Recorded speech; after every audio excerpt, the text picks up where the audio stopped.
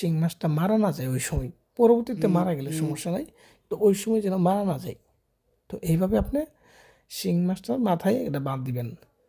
বাঁধার পরে এই শিং মাছটা যে কোনো নদীতে ছেড়ে দিবেন, পুকুরে ছাড়লে হবে না, নদী লাগবে। তো নদী যদি দূরেও হোক, তাহলে এই শিং মাছটাকে পানিতে রাখি জ্যান্ত রাখবেন, রাখার পরে দূরে গিয়েও এটা ছাড়িয়ে দিয়ে আসবেন। কিন্তু কথা হচ্ছে নদীতেই ছাড়বেন। অনেকে আমাকে জিজ্ঞেস করছেন যে ভাই আমাদের তো নদী নাই, তো আমরা তো শহরে থাকি বা অমুক জায়গায় থাকি, এখানে নদী নাই, তাহলে এটাও হবে না, আপনি অন্যরা ট্রাই করেন। আমার এই মানে চ্যানেলে আরও অনেকটা বিষ আছে যেটা আপনার করতে সুবিধা হতে পারে, ওইগুলো আপনি ট্রাই করেন। হ্যাঁ, আর আপনি যদি এটা শিং মাছ যদি নদীতে ছাড়তে পারেন, তাহলে এটা আপনার জন্য। তো ভিউয়ার্স, আমি যা বললাম আমার কথাতে যদি কোনো জায়গায় বুঝতে অসুবিধা হয়, অবশ্যই আপনি আমাকে মেসেজ দিবেন বা ফোন দিবেন, আমি আপনাকে সুন্দর করে বুঝাই দেবো, কোনো সমস্যা নেই।